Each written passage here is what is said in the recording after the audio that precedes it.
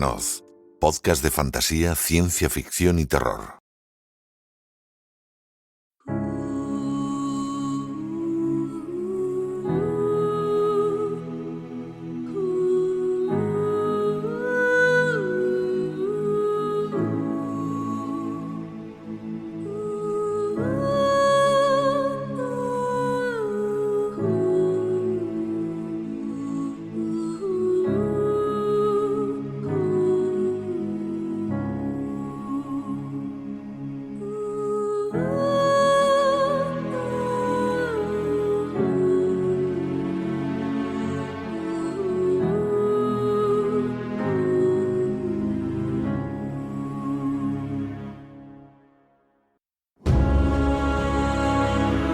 Para este primer programa de la temporada queríamos empezar con un monográfico que creo que os va a interesar a todos.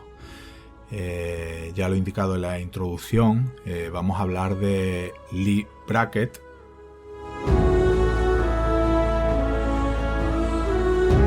Ahora nos dirá nuestro invitado si se pronuncia así. Yo digo Leigh Brackett, pero no sé, porque estos nombres anglosajones hay que ver la pronunciación.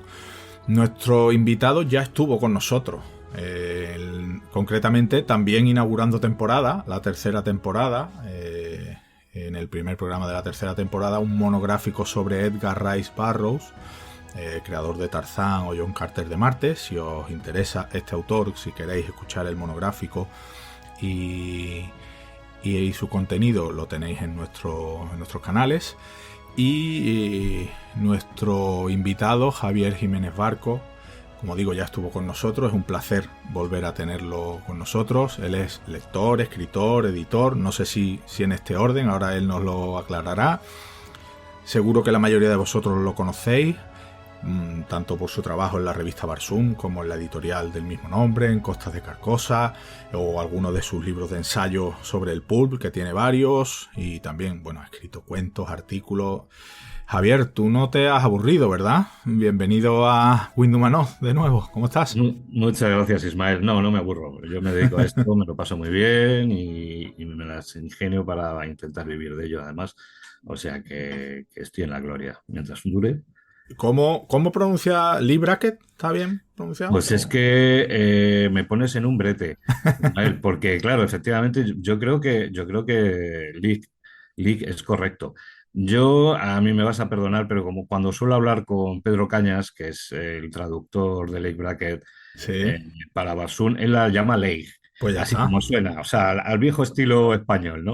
Y entonces si se me suelta algún Leigh sin querer, no me lo tengáis en cuenta, ¿no? Porque Pronúncialo como quieras porque te vamos a entender todos. Bueno, ¿qué tal? ¿Cómo estás? ¿Cómo has llevado este verano infernal? pues bueno, pues más o menos. Trabajando, me fui al norte unos días, pero me llevé el portátil para seguir escribiendo, con lo cual. Pero bueno, aquí cociéndome de calor, supongo que como tú, ¿no? Sí, vamos, aquí ha sido terrible. El agosto por lo menos, julio también, pero agosto ha sido especialmente caluroso. Pero bueno, ya está. Ya parece que lo peor ha pasado. Bueno, Javier, te cuento porque la verdad es que yo, esta autora, Leigh Brackett, simplemente viendo el guión que íbamos a seguir más o menos para este monográfico, me ha sorprendido muchísimo. Y solo con leer el guión ya me han entrado, no he leído nada de ella, pero solo con leer el guión ya me han entrado muchas ganas de leerla. Pues te la voy a vender, Ismael. Efectivamente, estoy seguro que cuando terminemos voy a tener muchas más ganas de leerlo y espero que nuestros oyentes también, claro. Cuéntanos un poquito, porque es toda una pionera Es una del pionera género, ¿no? del género y además de varios géneros. Fíjate que se llamaba Leigh Douglas Brackett. Es curioso porque tanto Leigh como Douglas son nombres que se le pueden poner a chicos y a chicas. De Sí, ahí que en algunas ocasiones pues, se la confundiera con un hombre. Ya hablaremos un poquito más sí, adelante sí. sobre una de esas confusiones bastante divertida, ¿no? Y la verdad es que Brackett empieza bastante prontito a publicar en las revistas Pulp. Empieza en el año 39, en uno de los primeros ejemplares de Planet Stories, que era una revista de ciencia ficción, una revista pulp de ciencia ficción, que tenía un enfoque, pues un tanto, que tendía un poquito a la space opera y a la aventura espacial, ¿no? Bueno, lo dice su nombre, Planet Stories. Ahí teníamos en sus páginas, pues una serie de historias dedicadas a los planetas, por lo general, del sistema solar, pero que no eran tal y como los conocemos en la actualidad, sino que era pues cómo se pensaba que era Marte de una manera más romántica, cómo se pensaba que era Venus, todos habitables, aunque tuvieran sus cosillas.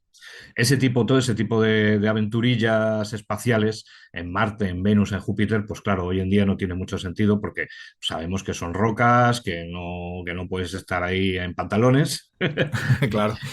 Pero en aquel tiempo, pues bueno, pues en ese un poco, en ese universo literario de aventurillas espaciales planetarias, ahí es donde empieza a publicar Leigh Brackett.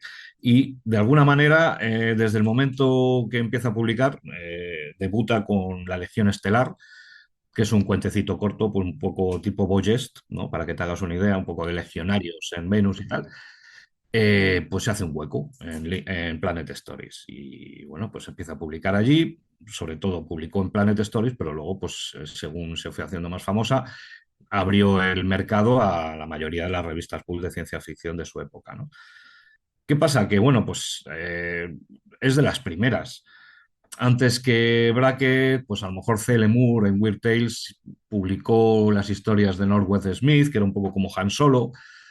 Pero ahí realmente son muy pocas las figuras femeninas en esos años 30, 40, 50 que surgen en lo que es la ficción pulp de ciencia ficción, ¿no? Brackett además no solamente es pionera en el género de la sci-fi, sino que además la tía se dedicó a escribir tres géneros principalmente, que eran western, policíaco noir y ciencia ficción, que eran, por cierto, tres géneros exclusivamente masculinos en aquella Sí, época. sí, total. Y ella, pues de alguna manera, dice, pues es que esto es lo que a mí me interesa y es lo que se pone a escribir y consigue tener éxito, ¿no? Casi desde el principio, ¿no? Brackett, pues aporta una serie de cualidades a esas historias pulp de la época, pues que no estaban allí. Ella tenía un estilo muy particular.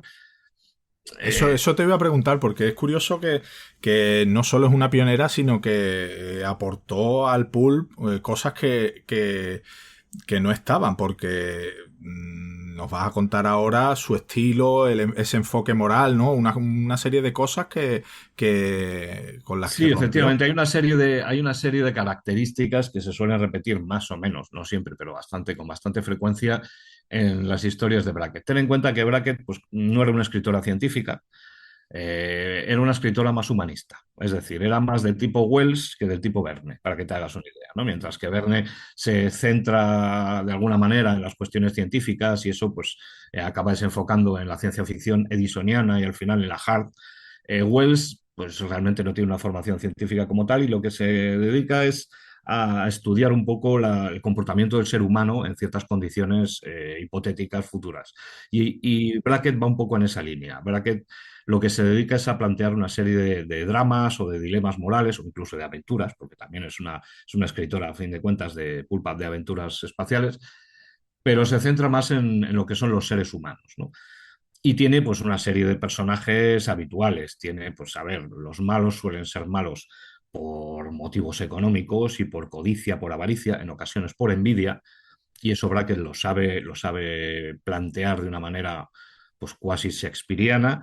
Y luego además ella plantea también pues una serie de personajes, ya en el lado de los buenos, tiene a sus mujeres fuertes, igual que ella es una mujer fuerte que se dedica a hacer una serie de cosas, pero imagínate escribir para los pulp en una serie de géneros que eran de hombres, pues de alguna manera Brackett ya solo por su existencia rompe moldes, ¿no? Claro. Y claro, suele poner mujeres fuertes, o sea, no son protagonistas, pero le dan la réplica perfectamente al protagonista, que por otra parte tampoco suele ser de los habituales. El héroe Poole, por lo general, solía ser una persona muy recta, muy cuasi célibe, moralmente intachable, y Brackett se enfoca especialmente en los canallas, en las personas de moral dudosa que al final acaban haciendo lo correcto, un poco lo que es el antihéroe, sí, el antihéroe de toda la vida, ¿no? El Humphrey Bogart, el Han Solo, el que sabes que es un canalla, el que es un cínico, no es un idealista, pero al final es una persona decente y hace lo correcto, ¿no? Un poco ya como diciendo, joder, si al final voy a tener que hacer esto, y lo hace, ¿no? Una pregunta, Javier. Brackett fue, aunque luego hablaremos de, bueno, de su legado y de lo que significa hoy en día, del impacto que tiene hoy en día, pero en su época ¿tuvo reconocimiento o como tantos otros el reconocimiento le vino a posteriori? Lo tuvo desde el principio. Vamos, no te voy a decir desde el año 39 que ella empieza a escribir ya para Planet Stories, pero ya desde principios de los años 40, con las primeras convenciones de sci-fi, era una persona muy querida y una persona muy respetada en el mundillo. Sus historias vendían, los editores les gustaban y las buscaban, y los otros escritores más o menos consagrados le tenían un respeto y un cariño tremendo. Es decir, ella no tuvo problemas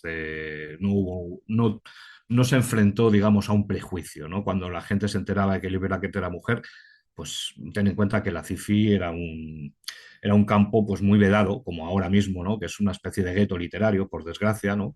Sí. Y claro, los que había, pues estaban encantados de que hubiera una mujer y que encima escribiera también. O sea, desde el principio la aceptaron con los brazos abiertos. Eso es así. Es más, ella lo dijo muchas veces, ¿no? O sea, ella sí tuvo un reconocimiento a los pocos años de empezar. Ya cuando tenía a lo mejor 5, 10, 15 cuentos publicados, ya era muy conocida, ¿no? Ujú. Y bueno, no sé si quieres que empecemos hablando de su obra literaria o porque también cultivó otro género Sí, bastante curioso, ¿eh? el Sí, guión, sí, sí. efectivamente. Mira, te Además decía.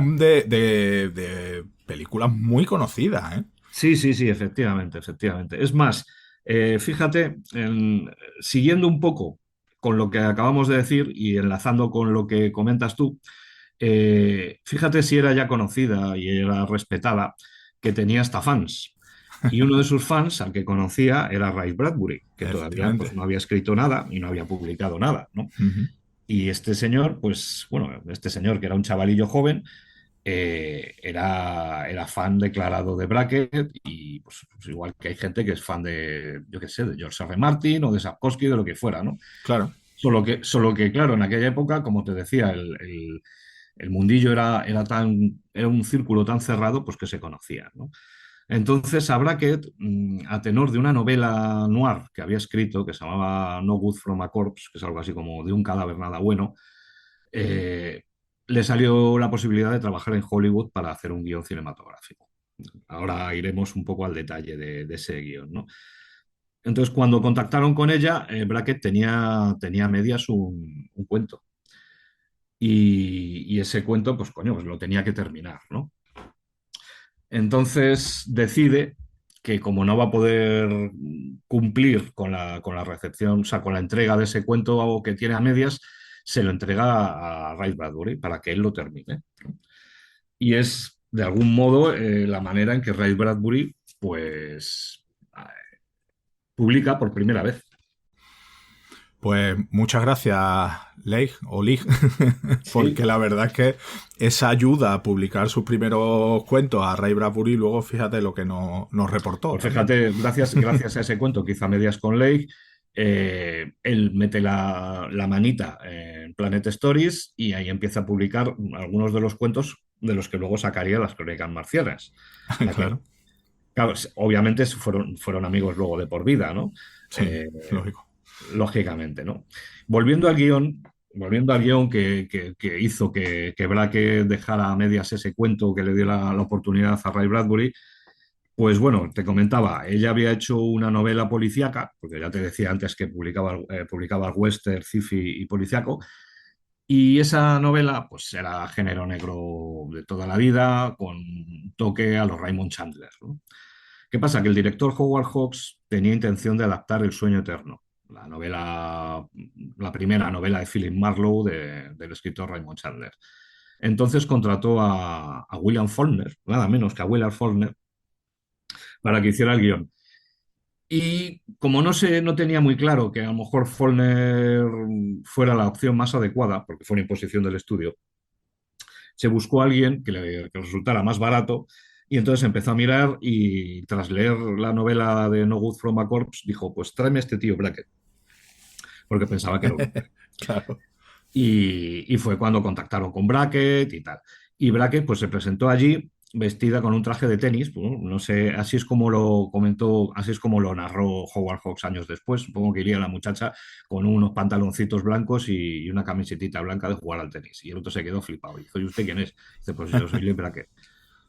Y bueno, pues Howard Hawks reaccionó bien y dijo, pues vale, si esta señora es la que ha escrito el nuevo From a Corpse, me vale, me vale.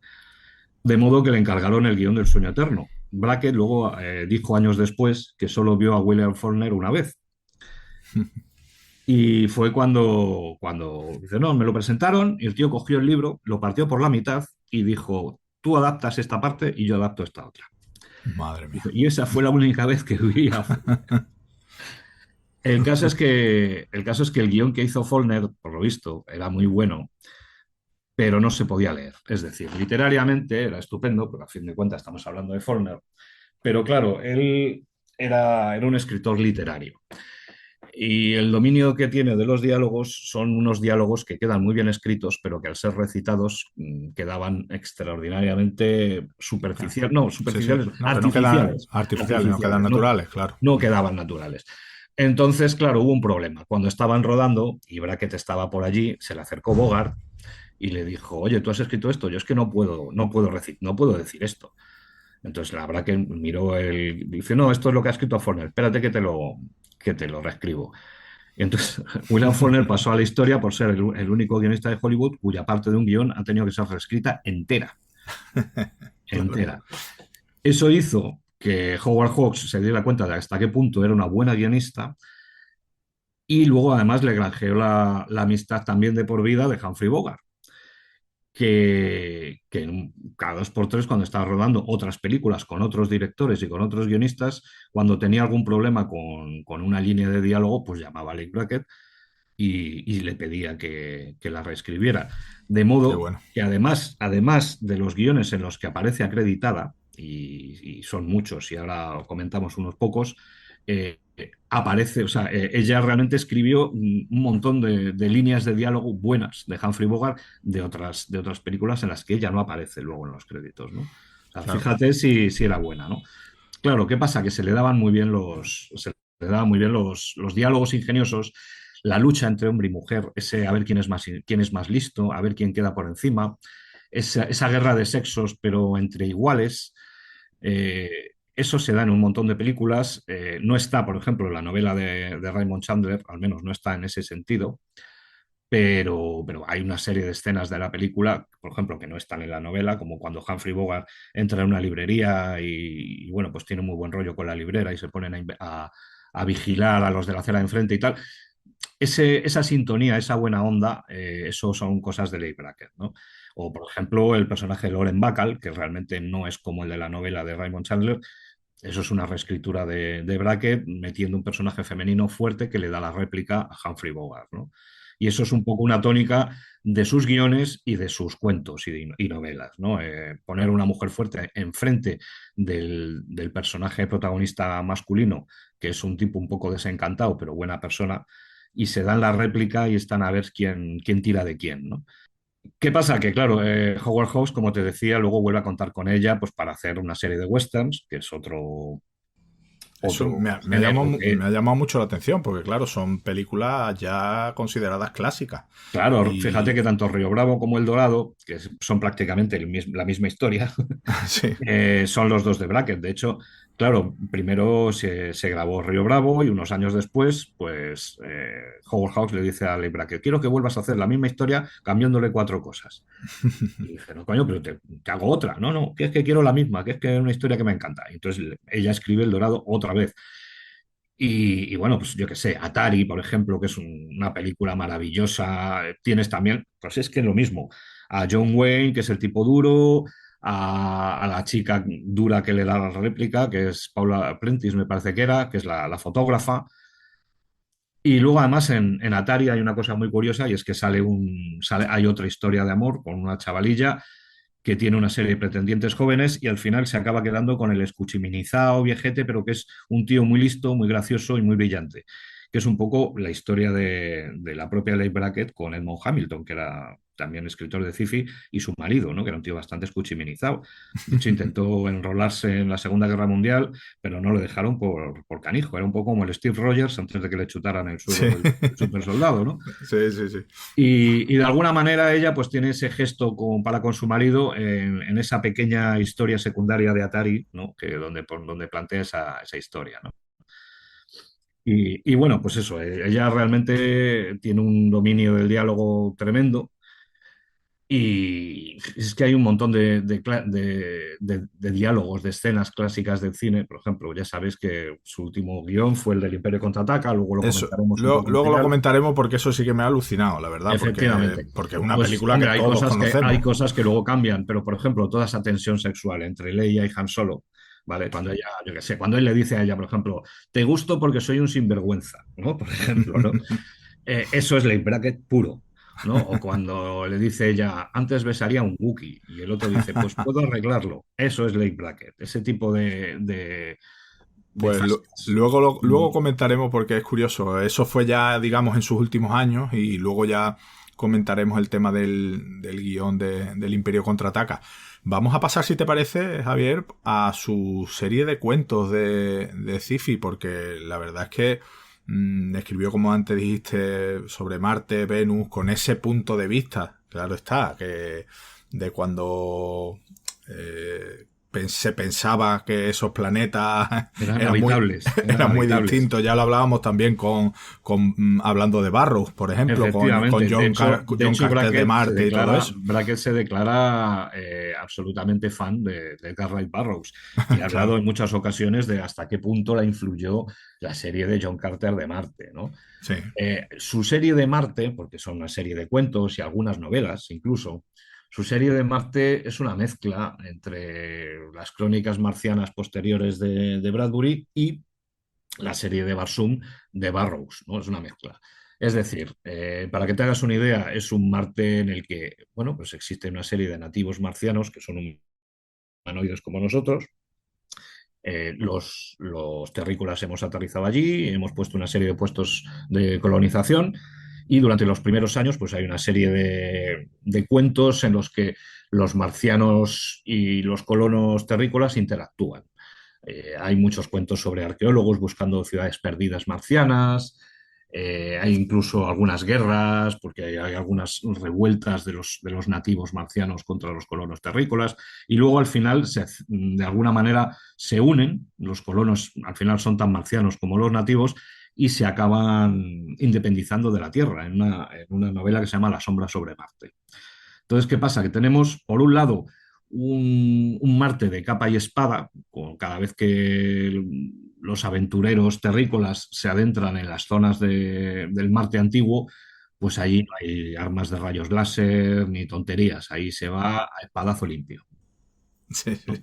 Entonces tienes un poco el encanto de Barrows, pero ambientado en un futuro en el que realmente esos terrícolas han llegado allí, era una nave espacial y porque están colonizando el planeta, ¿no?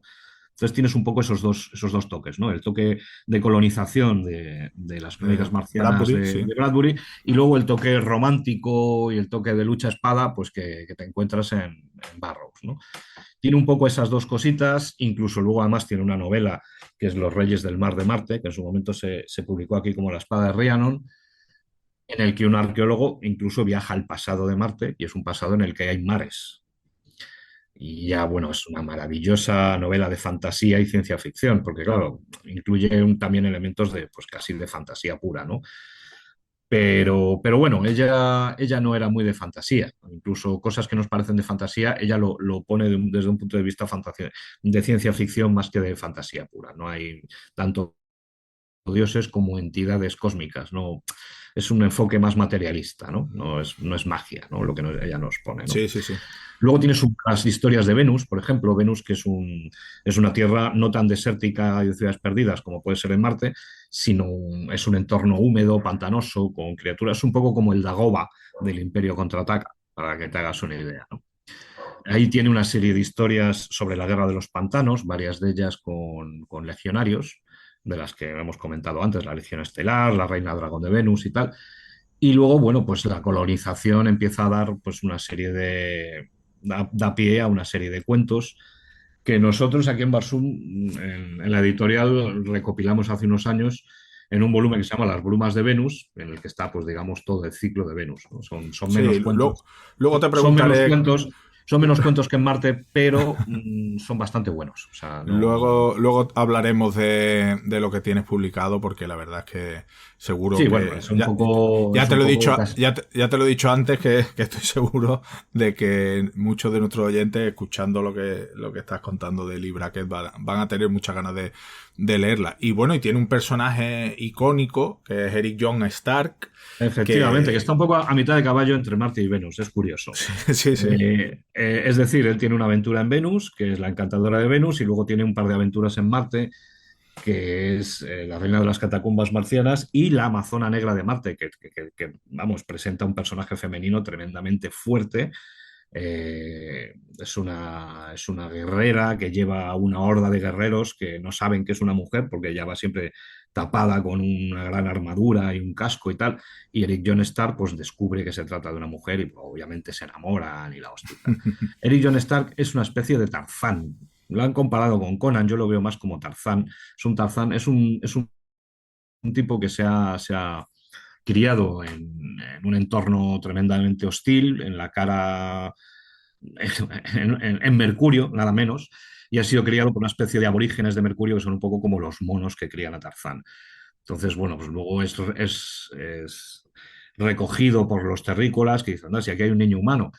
Y bueno, pues se hace mercenario. Y es un tipo con la piel tostada por el sol, que es un mercenario, que aparentemente está a vuelta de todo, que al final siempre acaba luchando con lo bueno, porque es una buena Lo que persona, hablábamos básicamente. antes de los antihéroes, De los antihéroes, pues es el antihéroe por claro. excelencia, y que en ocasiones, cuando las cosas están muy mal o cuando está muy desesperado, revierte un poco a su lado feral, un poco como le pasa a Lord Greystoke, ¿no?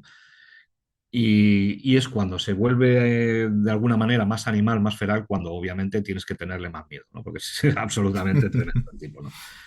Después de esas tres historias que sacó en Planet Stories, luego hizo una especie de crossover con la saga de su marido Edmond Hamilton y sacó un cuentecito que se llama Stark y los Reyes de las Estrellas, que une un poco los dos universos, ¿no? Y luego ya en los últimos años de su carrera, pues un poco más o menos en la época en la que escribe el guión del Imperio Contraataca, le dedicó tres novelas, el ciclo de Scythe, que eso lo publicó Miraguano hace bastantes años, ¿no? Son unas novelitas en las que Eric John Stark ya deja Marte y se va a un planeta que se llama Scythe, que viene a ser un poco un Marte de otro sistema solar, ¿no? Y son pues aventuras cuasi fantásticas y bueno, con lo cual pues tenemos tres novelas cortas, un cuento y tres novelas dedicadas al mismo personaje, que es Eric John Stark, y que son formidables todas. Tiene un sentido de la épica tremendo cuando quiere. Y luego pues además pues un enfoque que era muy personal suyo, ¿no? Eso te quería preguntar, porque estamos hablando, ya lo has comentado antes, de que era una autora que se diferenció, digamos, de lo que había en la época. ¿Cómo se diferenciaba precisamente esa obra de Brackett del pulp de la época? A ver, tiene un estilo desde luego muy concreto.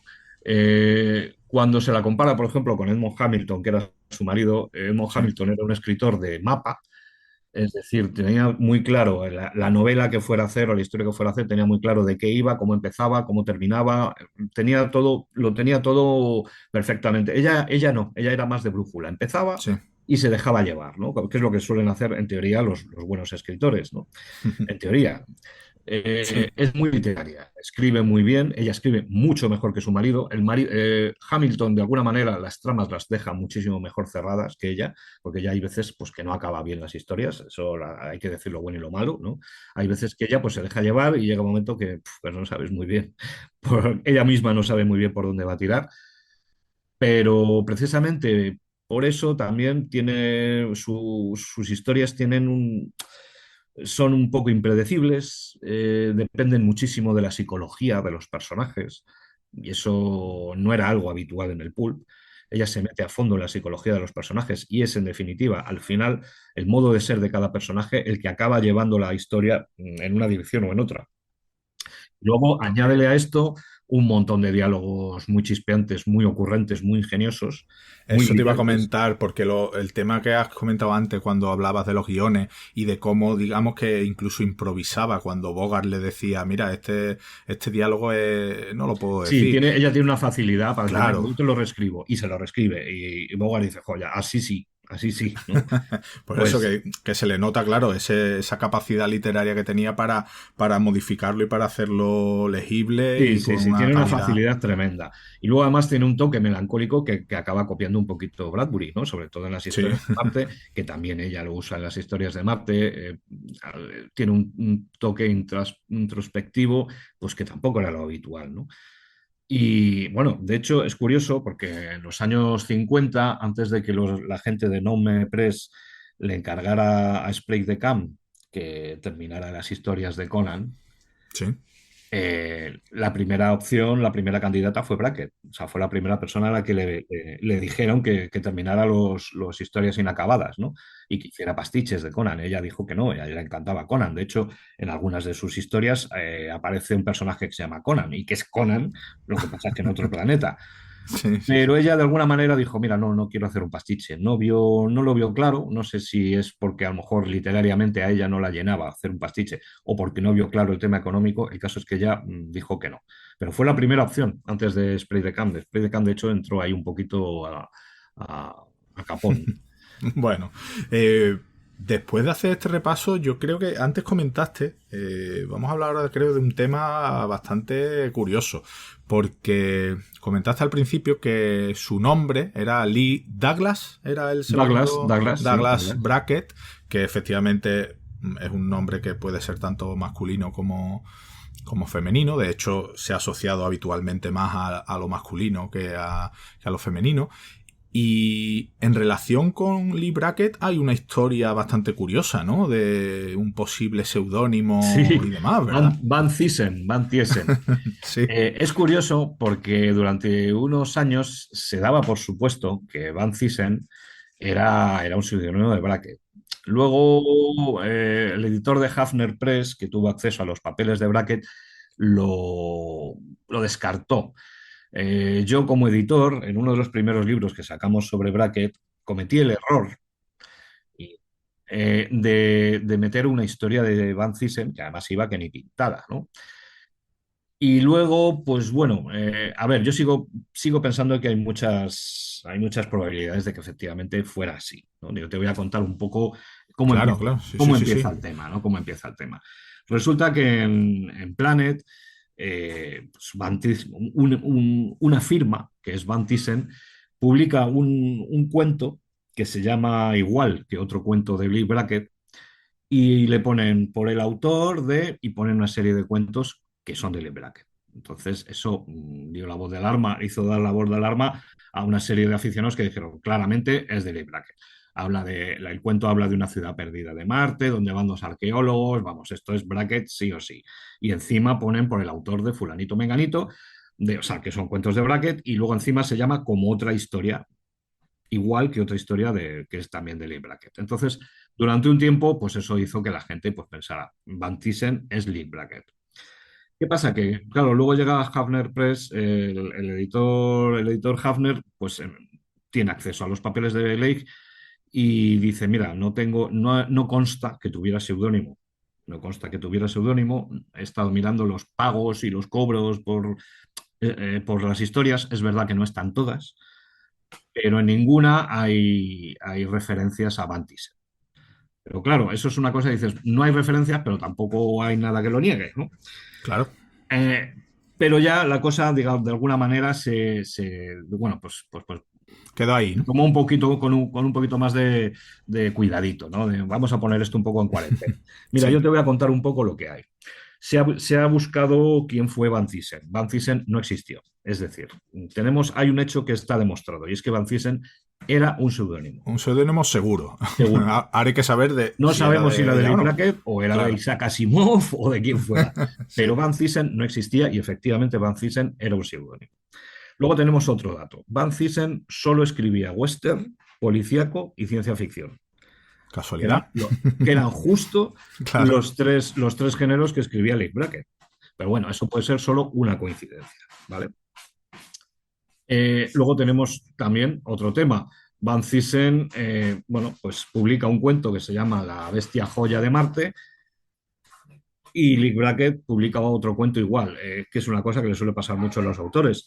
El mismo Ray Bradbury, por ejemplo, tiene algunos cuentos que se llaman exactamente igual y que son diferentes. El verano del cohete, por ejemplo, es un cuentecito de las crónicas marcianas y luego es otro cuentecito que va de otra cosa. ¿Vale? Sí, ¿Qué sí, pasa? sí. Que muchas veces a la hora de cómo llamo a esto, pues, pues mira, se me ocurre esto, y no te das cuenta De que ya, que claro, han ese escrito título ya tanto. lo has usado en otro cuento. Sí, ¿Vale? sí, sí. Entonces, bueno, esa es otra posibilidad. Para terminar, te diré que, que hay una cosa que a mí me hace sospechar bastante a favor de la posibilidad de que Van Zisen fuera Leigh Brackett, y es el hecho de las fechas. Leigh Brackett tiene una serie de hiatos de publicación de cuentos, ¿vale? Es decir, hay una serie de años que es muy prolífica, y luego hay un hiato de 2, 3, 4 años en las que por lo general está trabajando en un guión, y luego vuelve a publicar ella y luego vuelve a haber otro hiato. Lo curioso es que si superpones cuando Van Zisen publica sus cuentos, que también tiene una serie de hiatos, cuando Van Zisen publica es cuando Leigh Brackett no está publicando o está haciendo un guión, Curioso, ¿vale? claro. Encaja la fecha Vale, perfectamente. entonces es como de alguna manera, y aquí ya me meto en hipótesis, Claro. esto ya no es un dato, es como si ella dice, bueno, yo estoy aquí liada con este guión, pero voy a seguir publicando, y como no le voy a poder dedicar tanto tiempo al cuento, por lo que salga, lo voy a publicar con seudónimo. O si me da si me dan algún problema los estudios y me dicen, oye, ¿qué pasa? ¿Que estás trabajando en nuestro guión o estás haciendo cuentos? Mejor lo publico con seudónimo para no tener follón con la gente del estudio cinematográfico, ¿no? Es plausible, ¿verdad? Puede ser, desde luego. No, Esto ya es no lo una sabemos. teoría. Claro, Esto no ya lo es una teoría y sabemos. una hipótesis, ¿vale? Pero las fechas, si te pones a solapar las fechas en las que publica Van Zisen y las fechas en las que publica Leigh Brackett, te das cuenta que cuando uno publica, el otro no. Es un poco como nunca está a la vez Superman y Clark Kent, ¿no?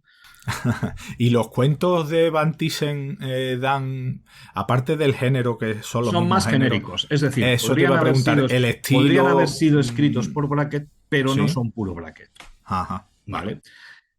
¿vale? Mm, Es decir, no solamente los géneros, sino los temas también son brackettianos. De hecho, ella también llega un momento en los años 50, 60 en los que se pone un poquito reivindicativa con temas de género y con temas de raza. Era bastante una persona adelantada a su tiempo. Y en esa época Van Thyssen también tiene una serie de cuentos de ciencia ficción y policíacos que van un poquito en esa onda, ¿vale? Luego hay otro tema, por último, para zanjar un poco el tema de Thyssen y Brackett, y es que cuando a ella le dan un premio por un western que se llama Marcha el viento libre, me parece que es la historia de un trampero, ¿no? Vive el viento libre, bueno, es una novela que tiene western, ¿vale?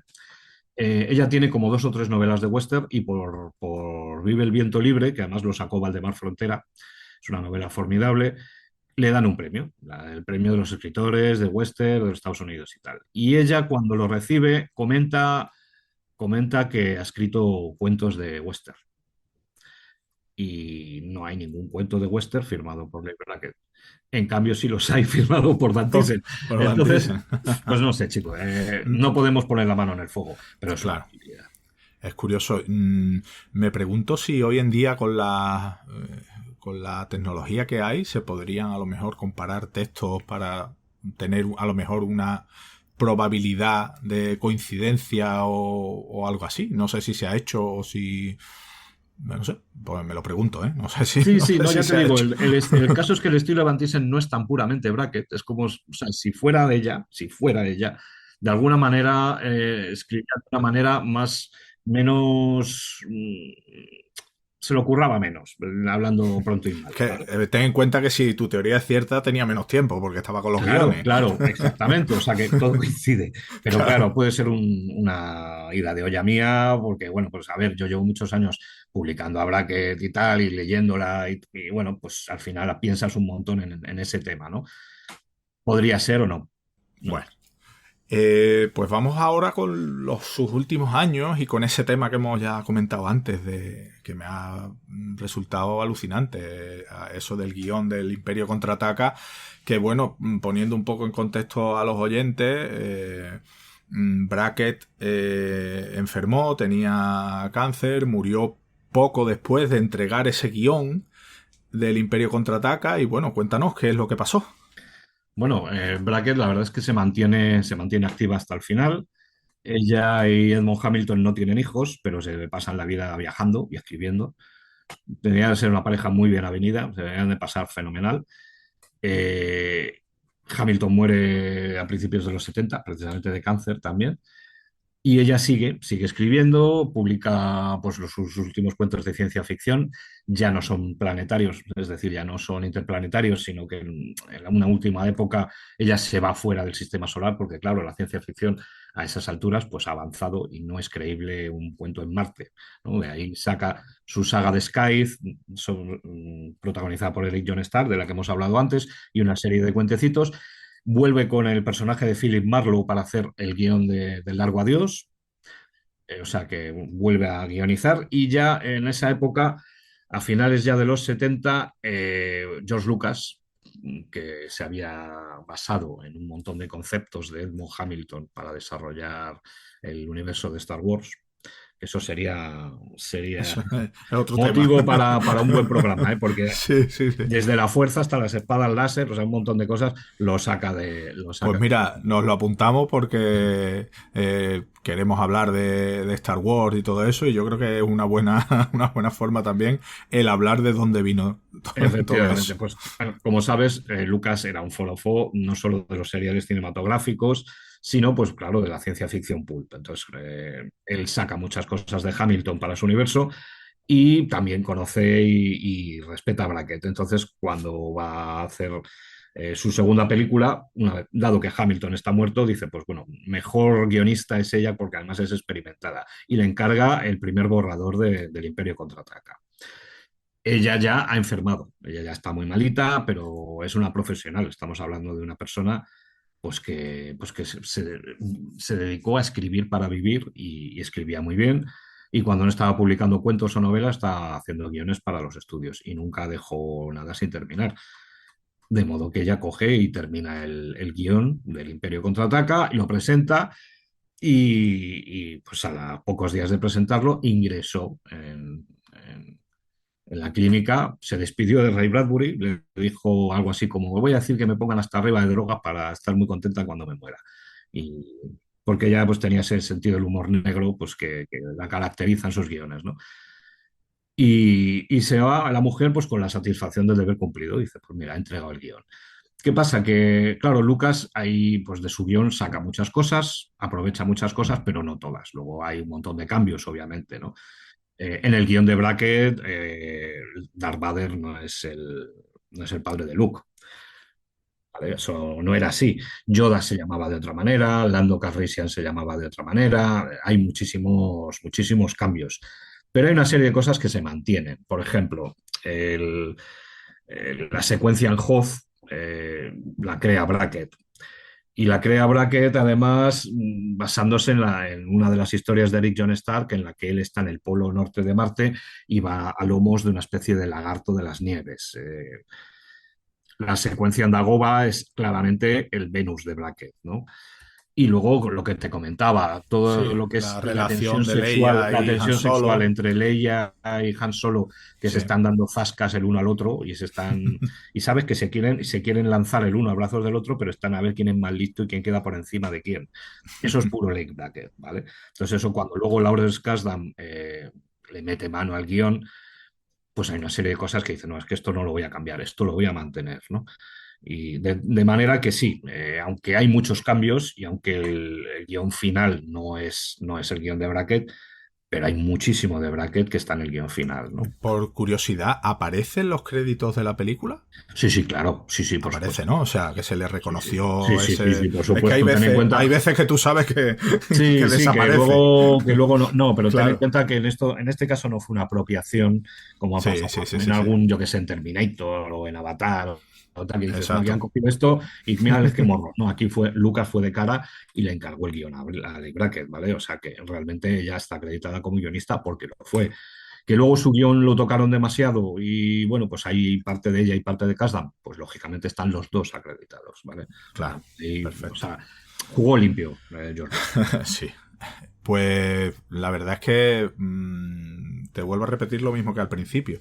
Me, me ha resultado muy interesante descubrir a esta autora que yo la verdad que tengo que reconocer que hasta ahora no he leído nada de ella, pero me llama muchísimo la atención e incluso hay películas que todos hemos visto que la próxima vez que vuelva a ver alguna de ellas la voy a tener presente porque es curioso el trabajo que hizo esta mujer en todos esos años.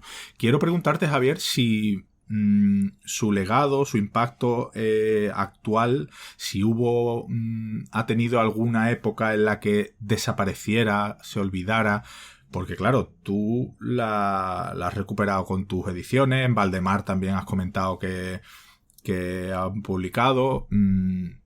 ¿Se ha recuperado o revalorizado su figura ahora o No, nunca ha no. dejado de A estar ver, no, la cosa no es presente? tan mala, pero tampoco es tan buena. Es decir, ella está presente, pero es producto de una época, Sí, ¿vale?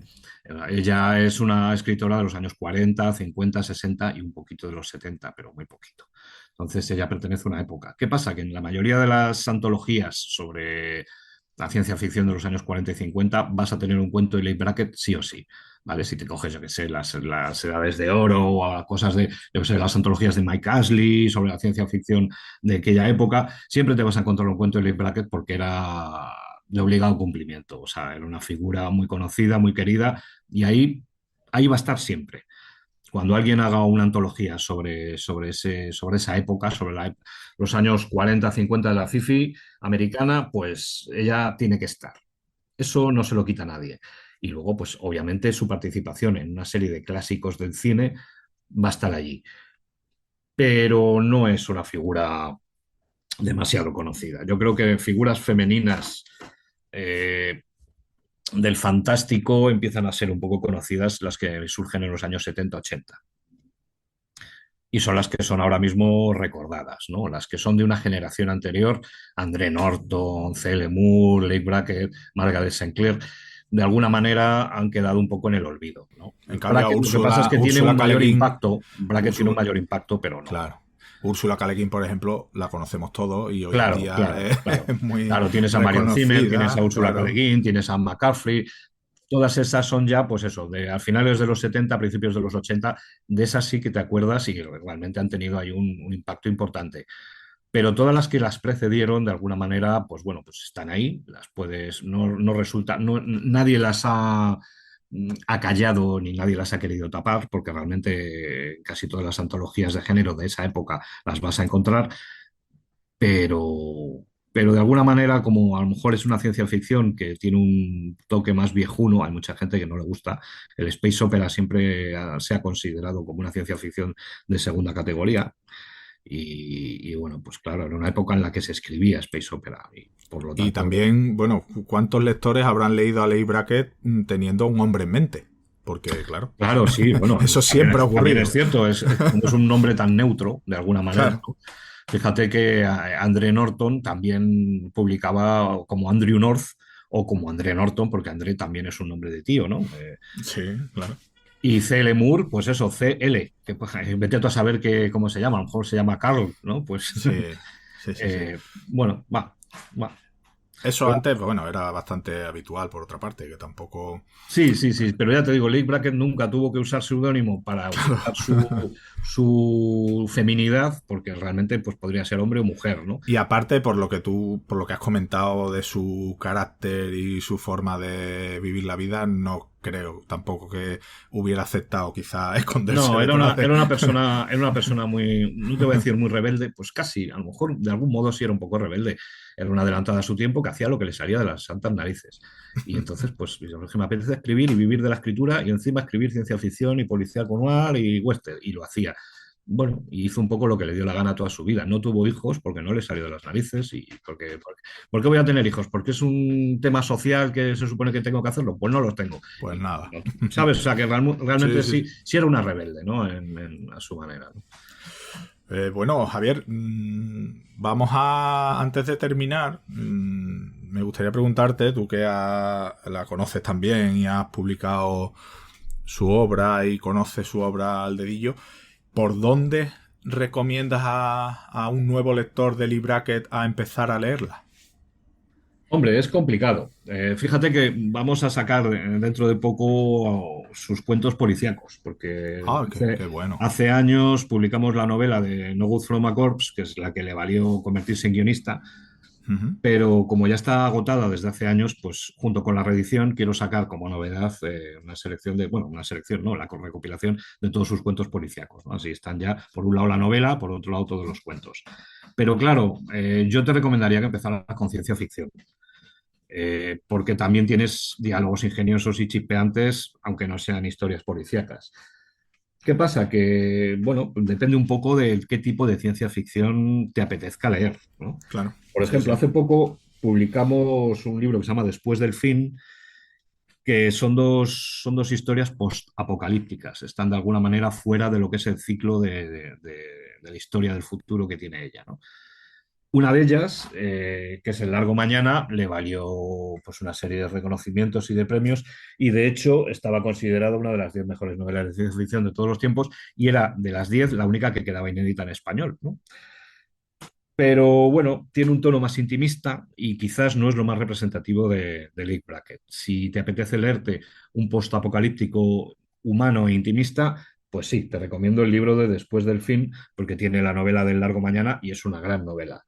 Si te apetece algo más de aventurillas o algo más típico de Brackett, pues yo te recomendaría o el volumen de las brumas de Venus, que ahí está toda su saga de Venus, o cualquiera de los que tiene sobre Marte, tanto el de las aventuras de Eric John Starr como de las ciudades perdidas de Marte, que es puro disfrute.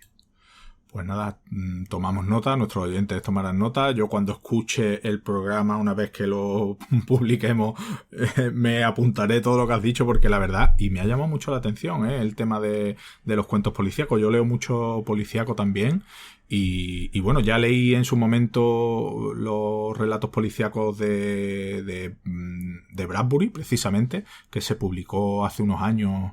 No recuerdo si fue Minotauro, no recuerdo qué editorial lo publicó, no lo sé.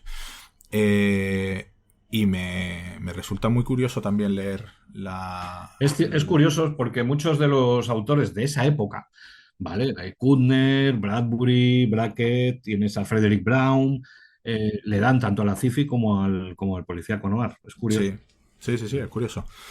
Y nada, por supuesto, invitar a todos los oyentes a leer a esta autora, que estoy seguro que después de escucharte, si no la conocían, la van a querer leer seguro. Cuéntanos, Javier, en Barsoom, ¿qué novedades tenéis por ahí? Porque es que ya te he contado al presentarte que es que no paras. No sé qué. Sí, ¿En qué bueno, estás? mira, en Barsoom sale, pues yo no sé si mañana o pasado o la semana que viene, nuestro libro de agosto, que es una recopilación, el primer tomo de dos de los western de Robert Howard. Son novelitas del oeste y cuentos del oeste, algunos de broma, otros bastante serios, y toda, de alguna manera, su obra general sobre western, pues cabe en 2 tomos y vamos a sacar el primero, pues ya te digo, en unos días. Para el mes que viene, pues sacaremos el número 53 de Barsoom, de la revista, y sacaremos también, pues, la reedición de Un cadáver nada bueno, que es de Leigh Brackett, y sus cuentos policíacos, el volumen se llama Me sabe mal matarte, y otros cuentos.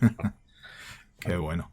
Pues nada, pues viene genial pelo, desde luego, Sí. para quien esté escuchando este monográfico, este programa, y ahí lo tenemos, porque la verdad es que una de las cosas que más me gustan de hacer este programa es precisamente, aparte de hablar, por supuesto, de sagas muy conocidas, de autores, de autoras muy conocidos, es descubrir precisamente autores, autoras en este caso, como Leigh Brackett. Y Javier, te quiero agradecer tu trabajo, lo que nos has ofrecido, porque yo creo que has hecho un recorrido maravilloso por la vida el trabajo de esta autora. Y si quieres comentar algo más de ella, alguna curiosidad, algo que se te haya quedado ahí en el tintero. Me acordaré dentro de una hora. Eso Ya es te lo un digo, clásico. ahora que estoy metido en el ajo, pues no te sé decir. Pero seguro que dentro de una hora digo, ¡ay, coño! Tenía que haber dicho lo de no sé qué. Pero nada, Eso es un la mente clásico. es así, la mente humana es así. La mente es así, pero el recorrido que nos has ofrecido por esta autora, por su obra, tanto literaria como de guión, creo que estoy seguro que ha llamado mucho la atención a nuestros oyentes y espero que... Yo, por mi parte, pienso pronto saldar esa deuda de leer a Brackett. Javier, Hazlo porque es una pionera y merece la pena. lo haré. Pues muchas gracias, Javier, por tu presencia en el programa de nuevo y hasta pronto. Hasta pronto, Ismael. Un abrazo. Un abrazo. En Windhumanoz queremos traerte lo más interesante de la actualidad de los géneros especulativos, junto con la mejor ficción corta y el mejor arte. También queremos ayudar a los autores dándoles voz y visibilidad. Y para todo ello, necesitamos contar con tu espada. Visita patreon.com/Windhumanoz, echa un vistazo a nuestras recompensas y considera unirte al grupo de amigos que apoyan este proyecto.